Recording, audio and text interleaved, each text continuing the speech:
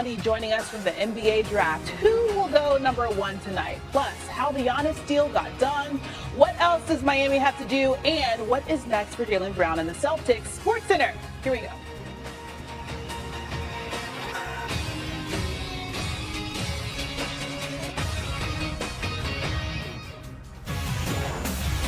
We start with that breaking news in the NBA. Shannon reports that the Heat acquired two-time MVP Giannis Antetokounmpo from the Bucks for a load of young talent, including Tyler Hero and a bunch of draft picks, including 3 first-rounders.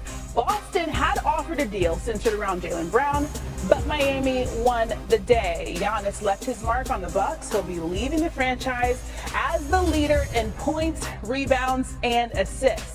He is one of just 4 players to currently lead a franchise in those 3 categories. The others are LeBron James for the Cavs, Kevin Garnett for the Timberwolves, and Michael Jordan for the Bulls. Giannis will go to Miami with hopes, of course, for winning a championship. That is exactly what he was looking for when he was looking for a team to go to. We'll see if Miami can get that done and what other things they'll need in order to do that. NBA insider Shams Charania joining us now. Okay, so Shams, why did the Bucks ultimately choose this large package of players and picks over Jaylen Brown from the Celtics? Christine, these were 2 totally different packages, right? When you think about Boston, it was centered around a supermax player who comes with win now responsibilities. And this is a Bucks organization that made a decision and an understanding that they are no longer just trying to compete for a championship. They have to take a holistic approach, a bigger picture approach to team building and sustainability. They've depleted all of their assets, their salary books over the years, just to be able to try to win and compete with Giannis. If they felt like this team was a championship contender on the spot, they would have kept Giannis. But now they had an opportunity to go get a haul of draft picks, 3 first-round picks, all unprotected, a far-out pick swap, which could be very valuable, a second-round pick in 2033, and a bunch of players, Tyler Hero, Khalil Ware, Jaime Jaquez, as well as Kasparas Yakashonis. All 4 players have significant value, believe it or not, Christine, in the marketplace. But the Bucks right now are in their rooms. They want to keep these players moving forward. They'll continue to keep their options open, but this was all about sustainability and long-term growth for a team that is turning the page from the Giannis era. Okay, so that's the Bucks side and the Miami side. What does the future hold for Jaylen Brown and the Celtics? Yeah, Christine, there's a lot to sort through in Boston. There's going to be hard conversations to come between the Celtics and Jaylen Brown, because this is now the second time in 4 years that the Celtics have offered Jaylen Brown in a deal. 2022 for Kevin Durant. This year for Giannis. This is after he was Finals MVP. He was a finalist for League MVP as well. My understanding is, as of this hour, the Celtics are listening and engaging with teams, other teams, not Milwaukee, obviously, other teams on a Jaylen Brown trade. He is extension eligible in July, so between now and that point, we're going to learn a lot more about Jaylen Brown's future with the Boston Celtics. Yeah, and it seems like he wants to be the number 1 on a team, so we'll see what happens there. Let's go to tonight. The Wizards holding all the cards with the number 1 pick overall. What are you hearing about what they may do at 8 p.m.?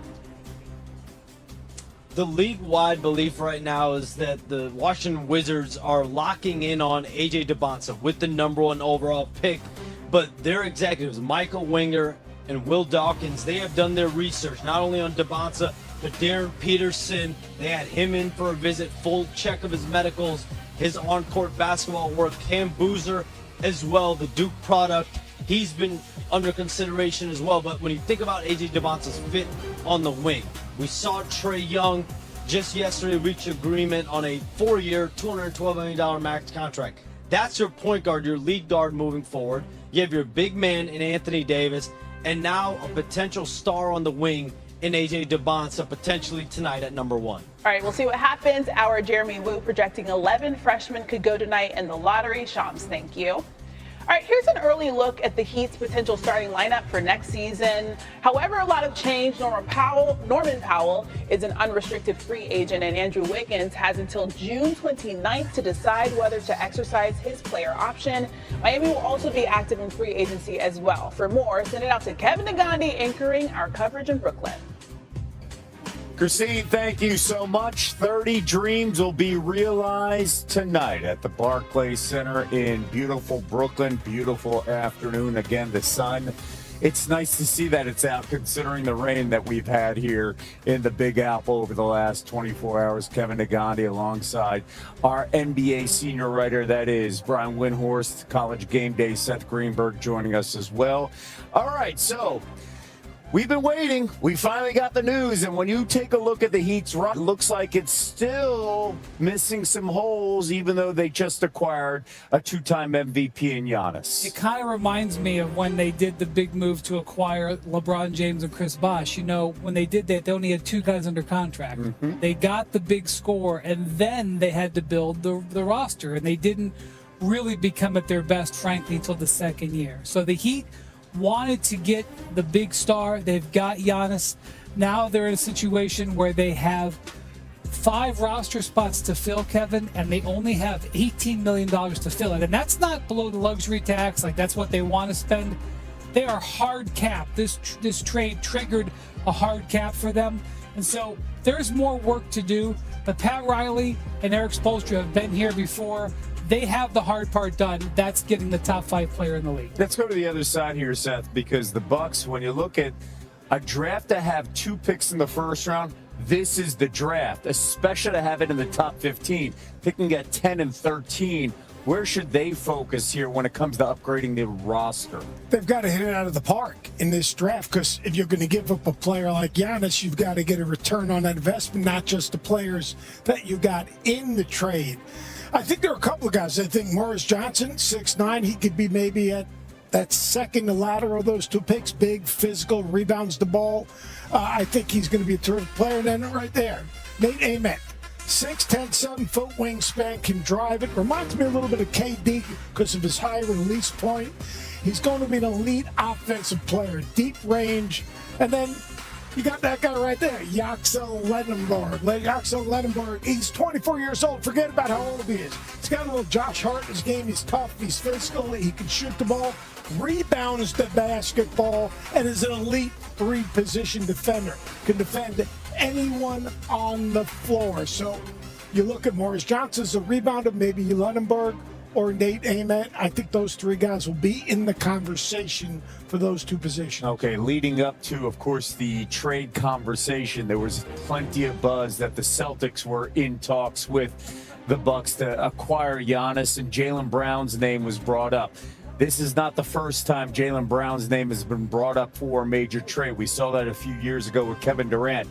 And Jaylen Brown's still part of the Celtics. What's next for Boston? Well, Boston is going to be involved in trade talks. Now, they're not going to shop him. They're not going to be making outgoing calls, but they're not going to need to, because everybody in the league knows he was offered, that Boston is willing potentially to break up the duo of Jason Tatum and Jaylen Brown. The calls are going to come into Boston. And look, in the last couple of days, Kevin, as we were waiting for Milwaukee to make the decision, almost all the conversations I was having with executives in the league was, who is going to bid for Jaylen Brown if the Celtics aren't chosen here?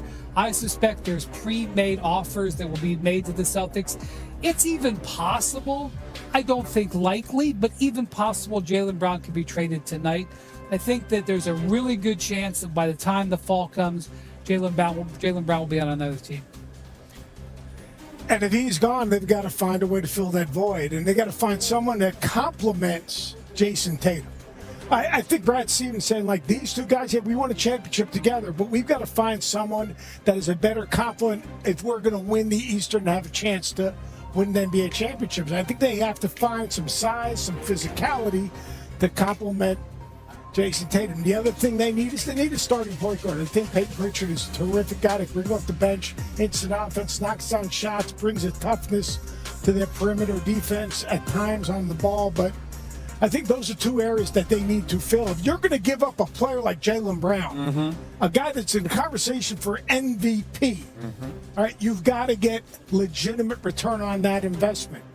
One could be draft choices. The other thing could be they need help now if they're going to be a team that everyone thinks can compete for an NBA championship. Let's talk about the number 1 pick here tonight. This is not a Cooper flag. Decisions already been made. Let's move on here, because you can make a case for 1, 2, 3, even 4 guys to be the number 1 pick. What's the latest you're hearing right now? Yeah, the Wizards have done a great job of keeping their cards close to the vest, and I think that they're doing that so that they never know when somebody might call them and give them an offer to move up.